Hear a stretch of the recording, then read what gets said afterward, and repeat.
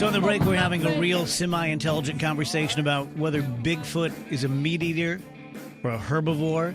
And I was carnivorous or saying to herbivore. myself, like, well, how could it get that big if it just ate vegetables? But bison, cows, I mean, there's pretty big. There's a lot of food source out there. Gorillas, gorillas don't eat meat, right? They're just living off of vegetation. Yeah. Now, chimpanzees will eat ants and small rodents, and kind of like a bear. A bear will eat, whatever get his hands on, or whatever. But the other thing was, and this is where we find in Henry County, 90 miles from Kansas City, there have been several cattle mutilations. And sometimes recently, just the last few weeks, last month, they were all on the same farm. When the first one happened, the lady called out the police, but she's noticed that the tongue was cut out and some of the organs were cut out, and she thought, oh, this was just pranksters, just kids, doing rituals or whatever. But after she found two more on the same ranch, almost in the same field, she called in the veterinarian, and the veterinarian did a full autopsy. He's not throwing out that this was done with a handheld laser or surgical device sharper than a normal scalpel, and all of the incisions were done virtually by a medical instrument. That's what the veterinarian comes up with. So it kind of throws out the idea that this is a blind ritual done in the middle of the night.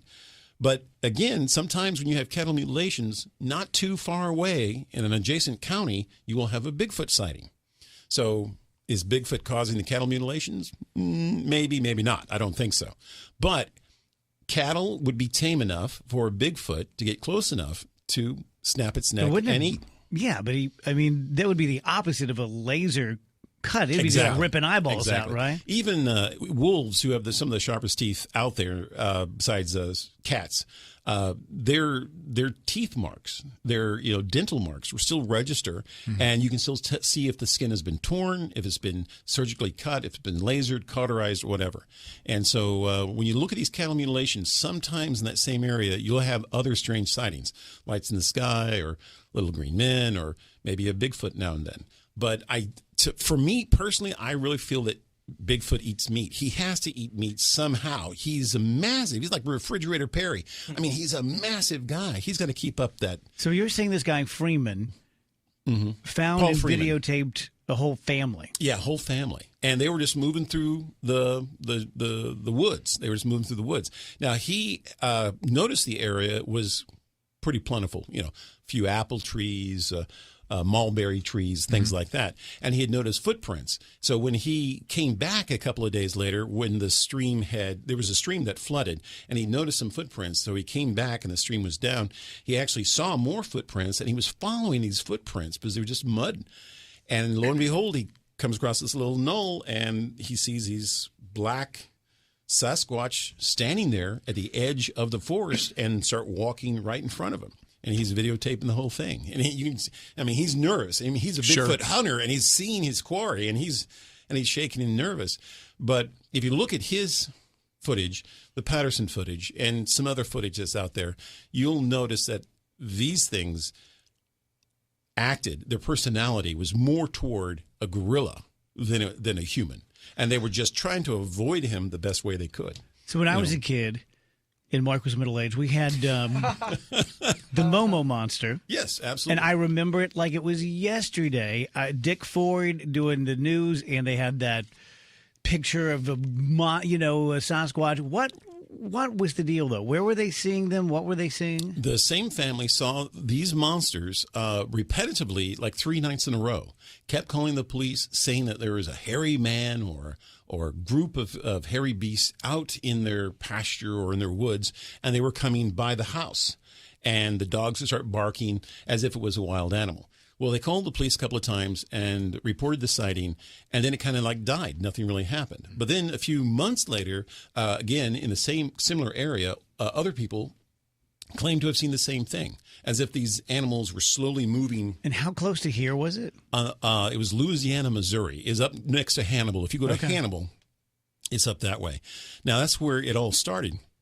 Now, the family has tried to put that in their past and moved on with that sighting. And the children are still alive. I'm not sure the father is, but just a few years ago, their names were back in the news.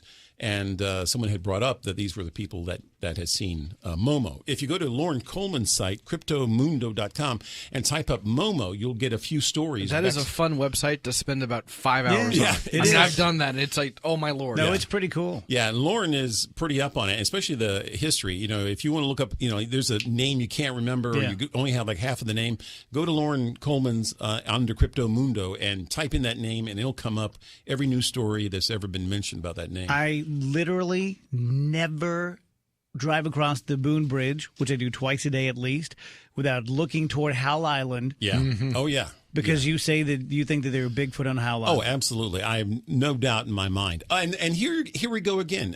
I've said this repetitively. We're going to find Sasquatch or Bigfoot by accident. The guys who are doing this show, Finding Bigfoot, are out there every night. They're doing 24 episodes or 32 episodes or whatever. They're out there every night, and they're calling and yelling for Sasquatch. And then here, a group of Chinese halfway around the world get off the bus, and then boom, is right there. So we're going to find him by accident. We're not going to. If there really is a Bigfoot, and I hope there is, I think that one day someone will hit one with a car, just like a deer. Oh yeah, driving through. I believe that happened in a little something called Harry and the Hendersons. Yes. Oh, is that what happened? Yes, and then he hooked up with his family at the end. Well, he didn't that worked hook out up well. with the family, There was a girl in either Kentucky or Tennessee that's supposed to have hit one, and she tried to report it to her claims adjuster for her car, and they refused to fix her car. And ran me into a Bigfoot. And so guys came out and actually looked, and you can actually see the handprint, how the animal got hit and kind of fell on the car like they do in Russia, kind of fall on the car. Jim calling here, he says a man admitted to pretending to be Bigfoot. It's probably Hieronymus. Yeah. The guy that said he was in the Patterson film. What's your thought on that? No, guy? he never did it. He never did it. His description of the suit. Is he just looking for attention? I guess so. I mean, he knew them very well. They were close buddies, but in the rodeo circuit, you make a lot of buddies, and then, you start talking about it. But he is the guy who made that suit. Has come on the air. His name's R.J. Morris or Morris Costumes. Claimed that he made it for Patterson, mailed it to him, and that all they did was put in shoulder pads, and then that was the whole thing. I've seen that suit. I've seen that suit in action. It has nothing to do with that film. I have to agree.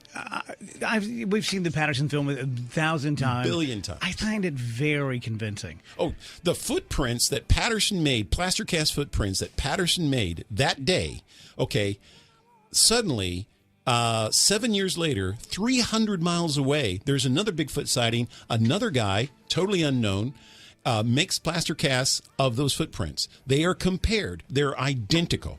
So someone put on that same suit again with the same dermal ridges and drove 300 miles south or whatever 7 years later just to do it again. Thanks, Doc.